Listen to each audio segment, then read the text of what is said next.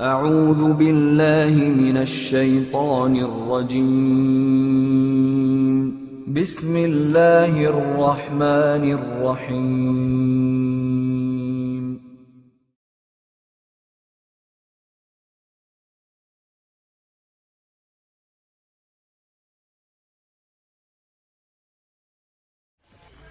Even the very word music suggests this spiritual dimension.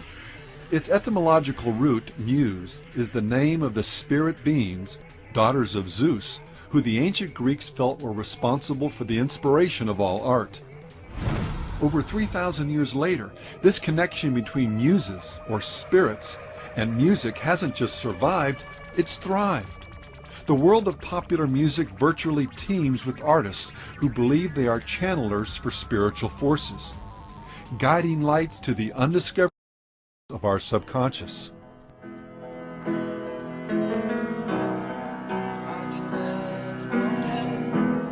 Often these spirits are credited with helping inspire or even compose a particular song. John Lennon, for example, has stated, "When the real music comes to me, it has nothing to do with me, because I'm just a channel. It's given to me, and I transcribe it like a channel."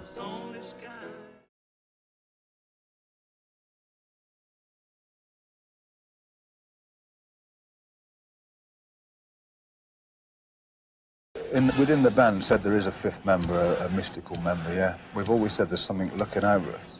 And the only way that I can describe that, probably in its best, the best way for me is that when we were playing our first songs together, and especially our first the first 3 albums, for instance, we would literally show up in a room, and it was almost as if the songs were already written.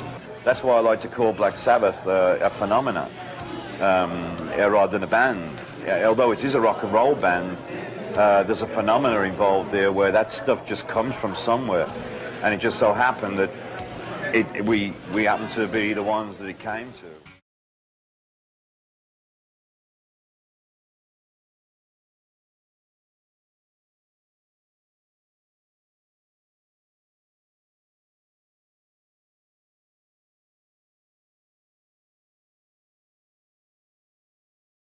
I'm very, very aware that when I write a good song, I'm just acting as like a messenger. It comes from a higher source. You know, I'm not so egotistical that I think that I've done this all on my own. I'm very, very aware that there's a higher source sort of guiding me through this, and I'm just acting as a messenger.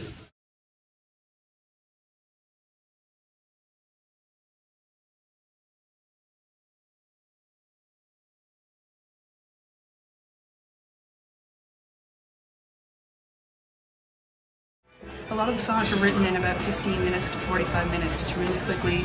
Glenn and I in the room, very stream of consciousness, as though, many times we felt as though it was being channeled through us.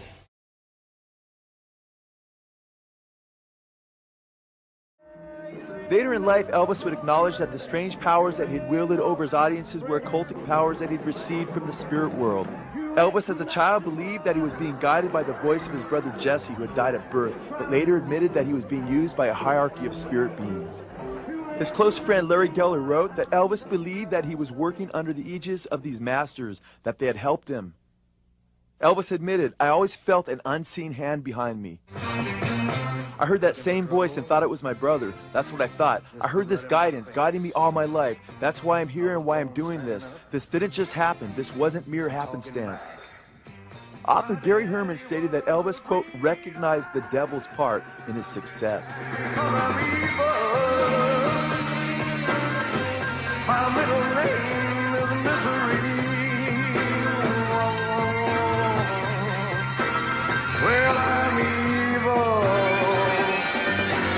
So don't you mess around.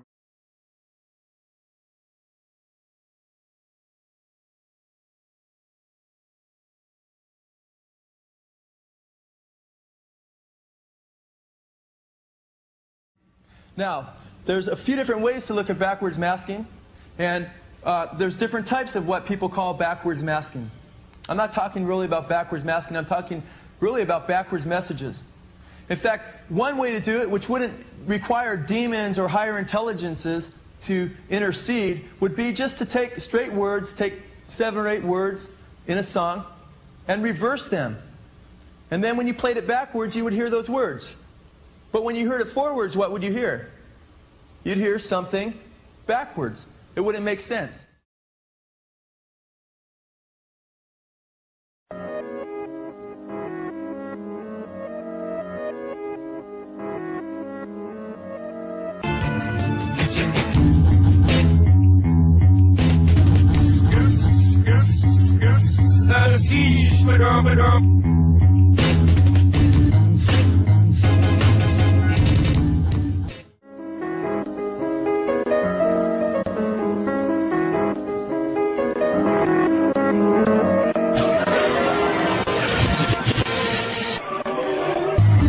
Murder, murder, Jesus. 6, 6, 6.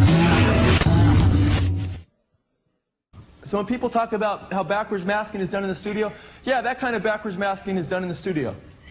No problem. That's not what we're talking about. We're talking about when you hear music and lyrics forward, and then you hear those same lyrics backwards, and it's a message forward, and those same words are a message backwards. Okay? And we're not talking about 1 or 2 words. We're talking about sometimes over 15 words straight. We're talking on Stairway to Heaven right around 30 words. Okay? And we're not only talking about that, we're talking about a song that wasn't engineered to be heard backwards, but came right from the spirit world automatically. Okay? And then we're talking about, if you wanted to make lyrics backwards on a song, you're going to mess up that song forward pretty bad, right? Well, Stairway to Heaven is the most popular song in rock and roll. If there's a bustle in your hedgerow, don't be alone there. It's just a sprinkling for the May Queen. Yes, there are 2 paths you can go by, but in the long run, there's still time to change the road you're on.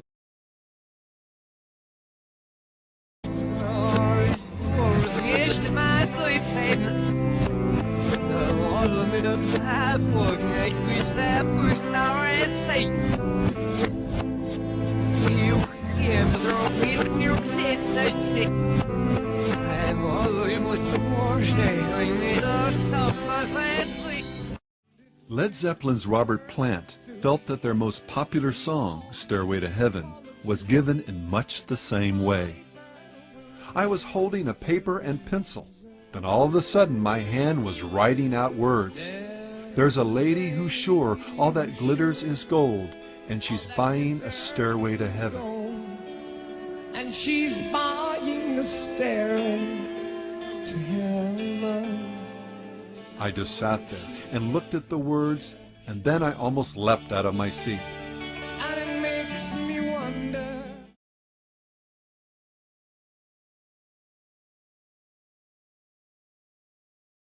Page's fascination with Crowley led many to believe he was into black magic himself.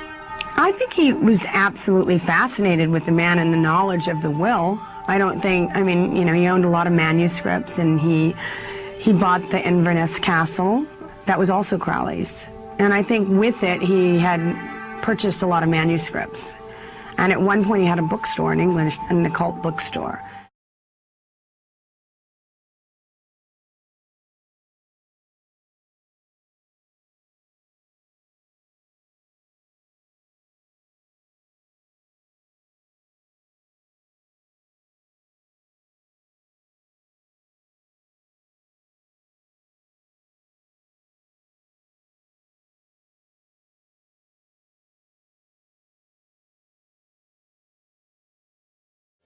In an interview with Rolling Stone, Santana was more specific concerning the identity of this supernatural entity, identifying him as Metatron, the architect of physical life.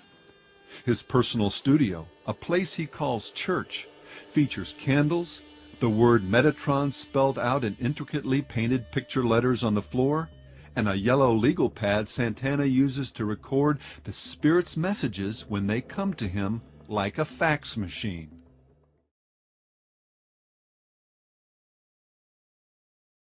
First of all, I'd like to thank Satan. I'd like to thank Satan. Thanks, Satan. Satan.